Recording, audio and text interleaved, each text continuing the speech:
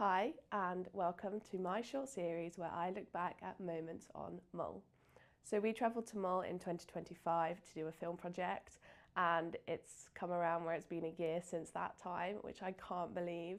And so I wanted to look back at some of my favourite moments and tell you some of the stories of the time on Mull.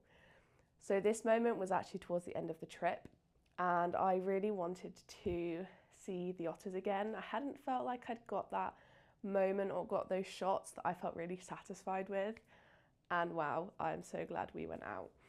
Me and Jack headed out, and of course you are staring and staring at the water hoping to see something, and we did.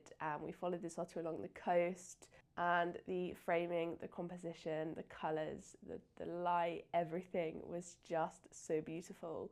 And I really felt like I got that moment. It was just gorgeous, and just to watch the otter as well in its natural habitat and finding food and just swimming around was absolutely gorgeous.